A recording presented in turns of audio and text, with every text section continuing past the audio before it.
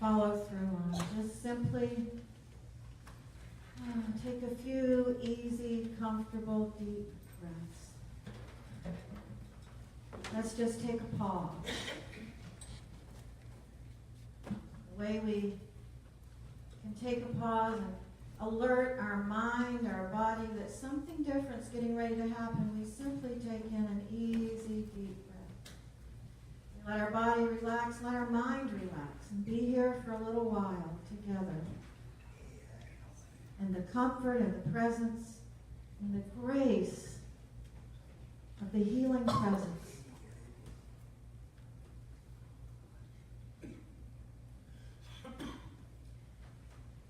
As we close our eyes and continue to breathe easily, I just want to read a few words from Unity's co-founder, Charles Fillmore, from his book, Keeping a True Lent.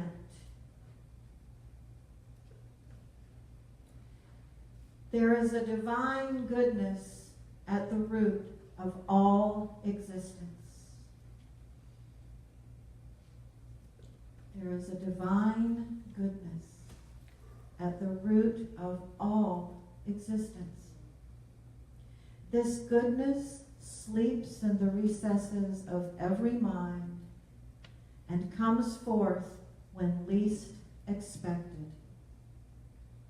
Many stifle this goodness for years, maybe even ages, but eventually goodness comes.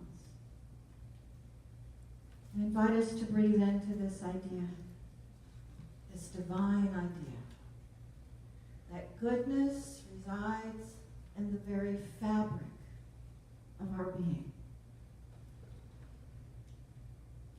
Goodness resides in all of us. Some of us may stifle it for years and maybe even ages. Though eventually, this teacher, Charles Fillmore, and many others say, this goodness shall be revealed in the hearts of all humanity. Let us breathe into this idea that goodness is growing in the hearts and the minds of all of humanity. And that beyond all appearances of something else, we remember our source, spirit within, kingdom of heaven consciousness within, the light within, the goodness. That in us which continues to move life forward with hope, with kindness, with compassion.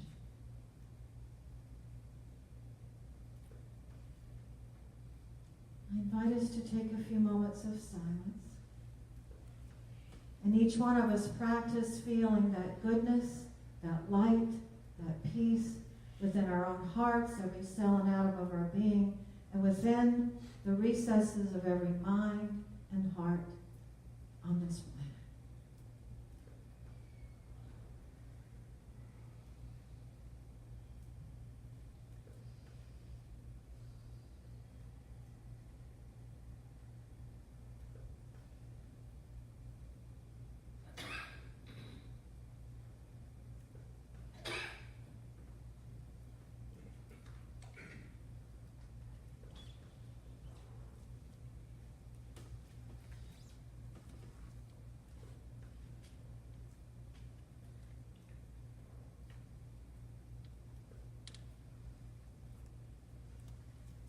We give thanks for the healing energy within our hearts and our minds. We hold in this reservoir of healing energy all those that we're thinking of, near and far. And right now we're invited to say their names out loud, those you're holding in prayer if you so choose. So we continue to hold in prayer Charlene. Hold in prayer all those who've written in on the prayer requests slips from the prayer chapel, called in, emailed. Our world leaders everywhere that they know, compassion and wisdom, and a desire to create a world that works for all. We call forth peace. Peace in our own hearts and minds, and peace for all those that we're thinking of right now.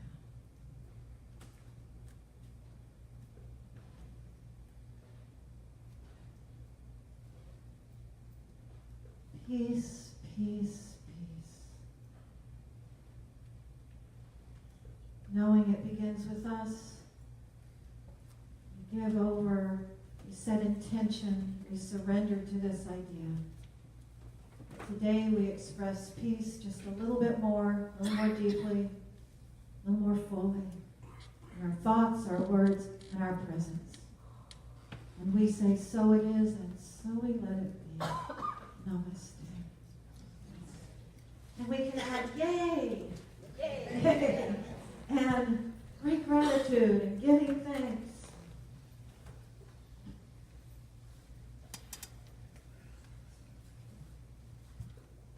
Oh, what a pretty picture. It's Garden City. Garden City. Love it. Do we live in a beautiful area? Do we? Did y'all know that when you moved here? And it was so beautiful.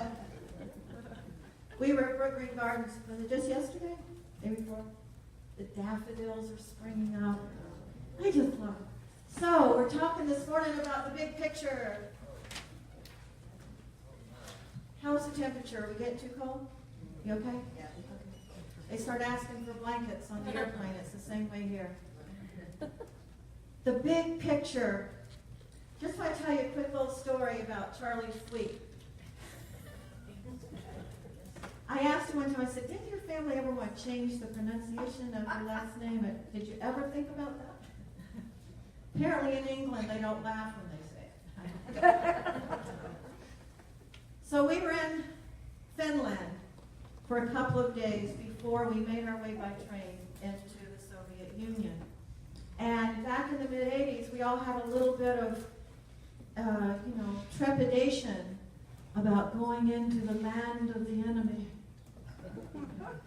Right? And so in Finland, we would gather together throughout the day for meditation, for prayer, because we were Soviet American diplomats for peace. So we were the Americans, and we were going to meet our counterparts in the Soviet Union. Clergy, medical folks, people, educators. We were going to spend time with our counterparts. And it was fabulous. And we were there to bring peace and light. But Charlie Sweet led us through a process to help us get in touch with our trepidation and our fears about being the light in a place in the world where we thought there was a whole lot of darkness. So we were very brave as far as Finland. And then we all started folding into our trepidation.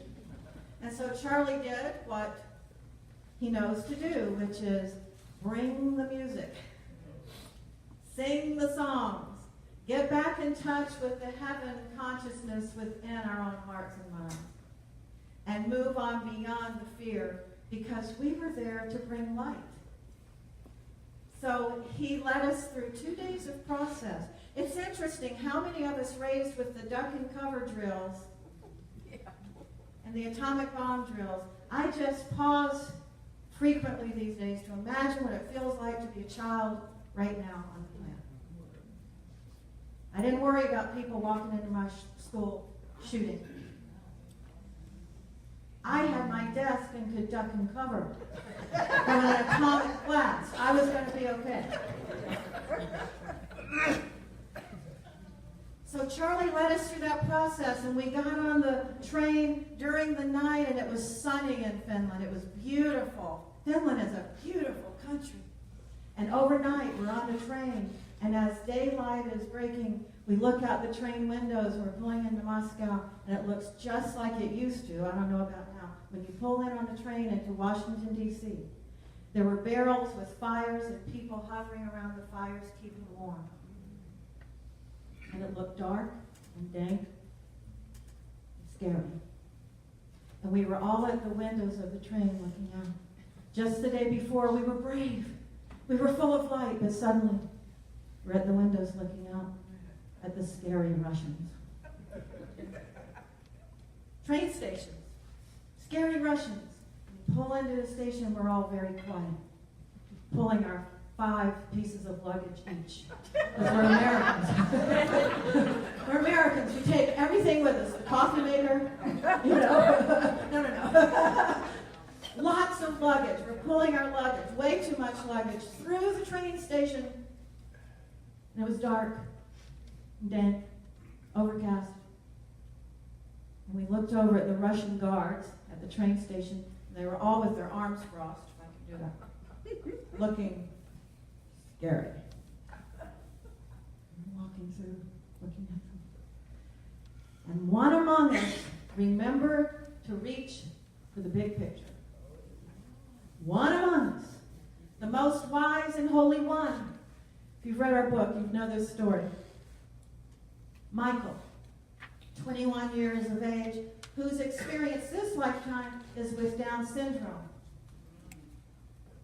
He was the one that knew how to shift the energy. We're all pulling our luggage and suddenly we hear, "God bless America!" Well, we did what you just did. And the Russian guards did what you just did. We all burst out laughing. And we all started going over to the guards and shaking hands and saying hello, and it broke the energy of fear.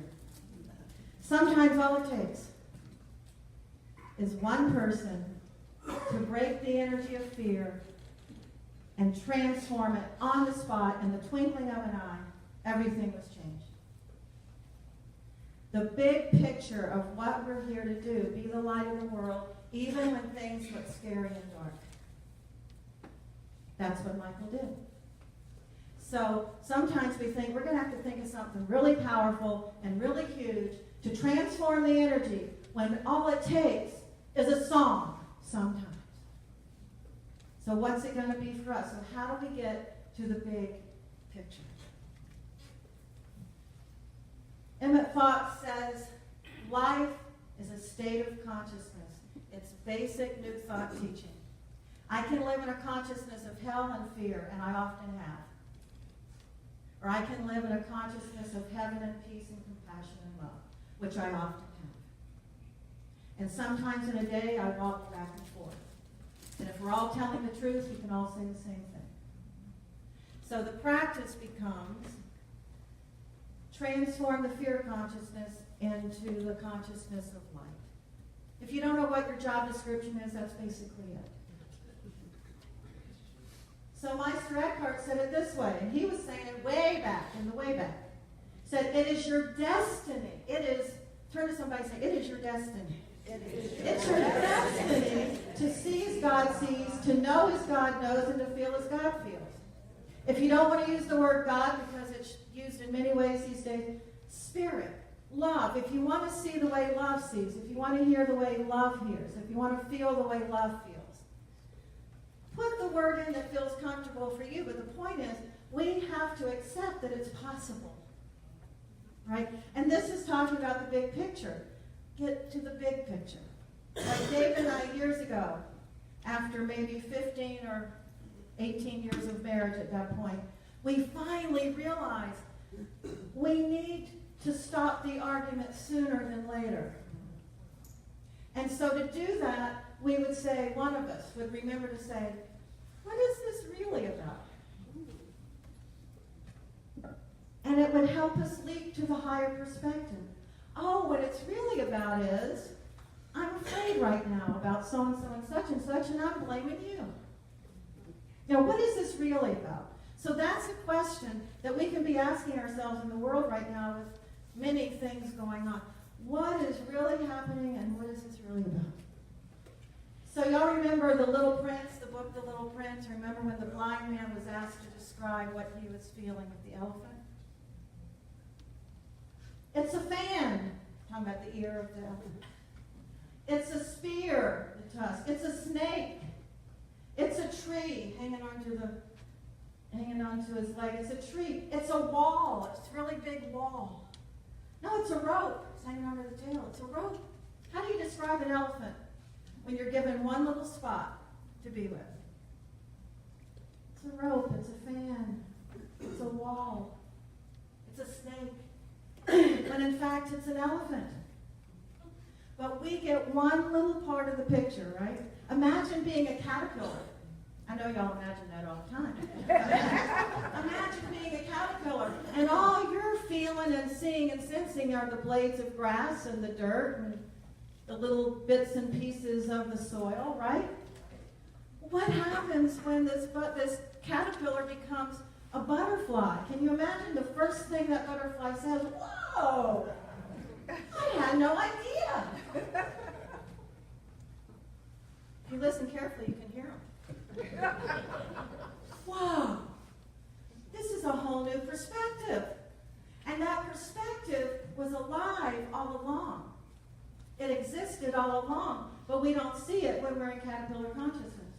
And somebody, Paula, will come to me and say, you do know that right now you're in caterpillar consciousness, but there's butterfly consciousness. There's a whole other perspective. I go, that's just woo-woo. So the big picture, this is the way Matthew talked about it. Blessed are your eyes because they see, and blessed your ears because they hear. For truly I tell you, many prophets and righteous people longed to see what you see but did not see it, and to hear what you hear but did not hear it. I just want to give you something to think about, because it might be true. It feels true for me that we are living in the day and hour when this is happening nonstop for many, many, many, many, many, many, many, many people. Suddenly we realize that we have eyes to see and ears to hear that we didn't always have.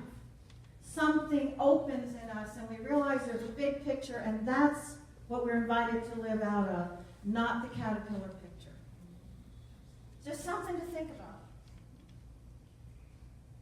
In metaphysics, we talk about the human mind has the unique ability to identify with spirit, with God, with holy presence, with oneness, at the same time that we're asked to pay the bills, mow the grass, and vote for politicians. We have the ability to feel oneness, and we have the ability to feel deep compassion and sadness and joy and wonder, all at the same time. Have you noticed lately how amazing we are? This is an incredible thing to do. So, Chris Beige says this. He's been here, y'all. He is Anne Marie's son, and former director of education for the Institute of Noetic Science. He says the universe is creating giants of soul and genius, and we're folding learning forward. This is the process for awake beings. We move into deeper communion with universe, with God, with spirit, and we become, and we can feel it happening, we become these souls, these of genius, of awareness, of creativity, and of seeing the possibilities that exist for humanity. For the good, for life, for peace, for healing. And if we're not careful, I'll just speak about myself. If I'm not careful, I will look way too much at the things that appear to be collapsing, and I myself will tumble over into the abyss. I've seen some of you there, so I know I'm not the only one. The good news is we know how to tumble back out of the abyss. That's what our spiritual practice is for. So, Eric Butterworth, one of Unity's greatest teachers, said that Jesus, his life story, is the story of humankind making this great discovery of our own divinity. His life represents that. You can say the same thing about Buddha. And you can say the same thing about yourself. We are on a journey of discovering our divinity. Now, some of the early church teachings were, and I know because I used to help teach them, that we are born in sin, and basically we don't have much of a chance. It gets really dire because there's a punishing God who will let you know if you mess up. Right? Was I the only one who got that message? So here's the deal, that message isn't true. We are created by a loving presence, and that loving presence exists in us, and that's what we're designed to express in the world. And in my personal opinion, everything else is about control. So we want to be the light of the world no matter what. David's spiritual teacher in Santa Barbara used to say, it's easy to show up and be the Christ when things are going well. But can you show up and be the Christ, the presence of love, when things appear to be falling apart? Here's the question. So, our big picture consciousness is available. I don't know which side of the mirror you're feeling right now. I've been on both sides of the mirror, right? But when we're feeling hopeless and helpless, that same huge, giant, genius consciousness still is residing in you. You're just believing in the helpless, hopeless. But that huge, giant consciousness still lives in us, even when I'm in the abyss. Isn't that fabulous? I love this picture. So, on the 11th, David's going to tell you the whole story, and it's a wonderful new workshop he's doing. But it basically came out of this. He was at Unity of Charleston, December 31st, scheduled to deliver the message. And as he was leaving Pawleys Island, driving to Charleston, I mean, he was already telling me, what am I supposed to say? I'm in the abyss. How am I going to pull out of this? Something happened in our lives that shook us. We set up a little tent in the abyss for a few days. He says, how am I going to show up for these folks in Unity of Charleston when I'm feeling like I'm in the abyss? And that morning, literally, as he was waking up to go get ready to go to church, he hears the words, rise up and stand tall in your truth. And you'll hear more about it on the 11th. We're called to rise up in so many different ways. And I can tell you one of the clues for me, and it might be a clue for you. When I am down the lowest, and I've had the experience way too many times now, I'm down at the lowest, I'm uttering the words, I quit, I'm done, and that's when the shift comes. Because basically Spirit says, okay, you feel like quitting? Fine. I'll wait. Okay, you're upset right now about what's going on in the world. You don't want to participate. You don't want to play anymore. You want to get your bats and balls and take them off the field and go home. And Spirit says, okay, I've got billions of kids.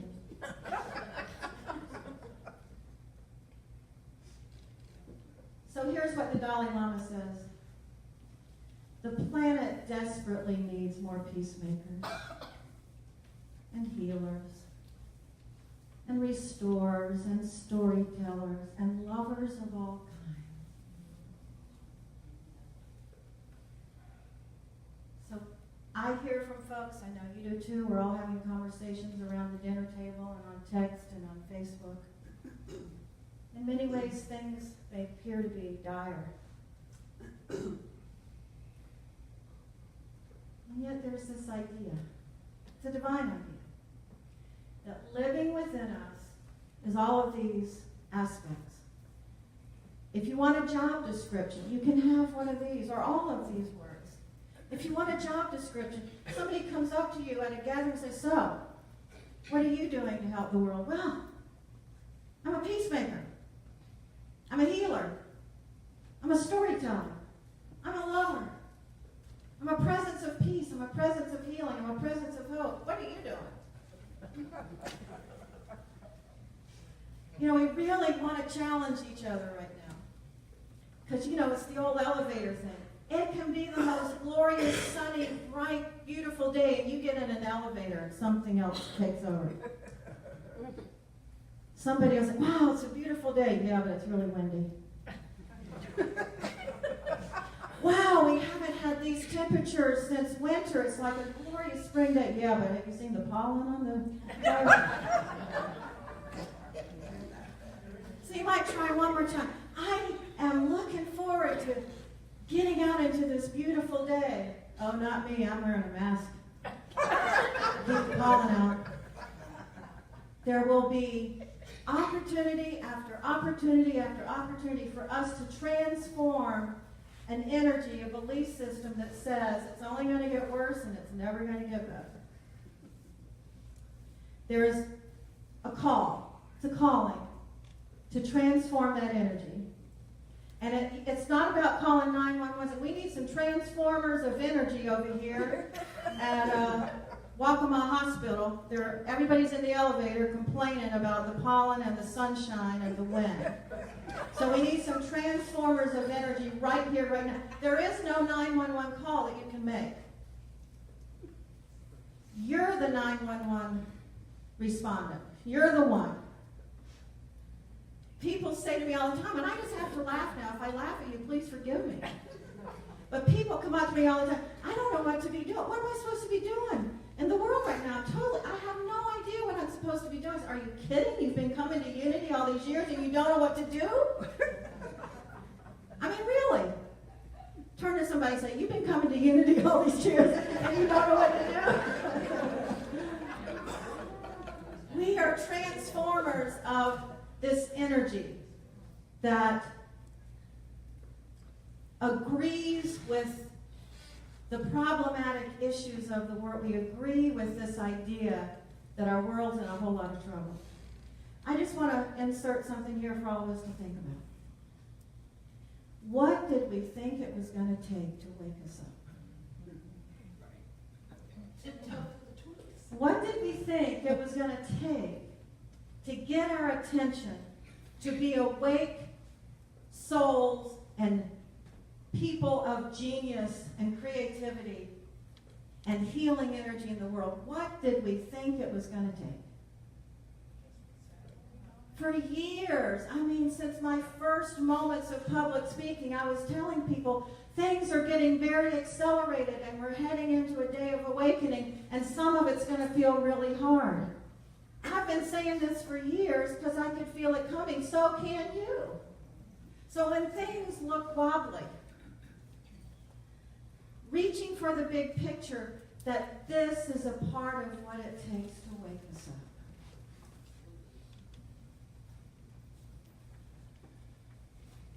Let's take a deep breath. Just to know and accept this idea, it could be true, that there's a bigger picture that already exists. There's a bigger awareness of what's happening in the world, unfolding, learning, and awakening forward. There's a bigger picture.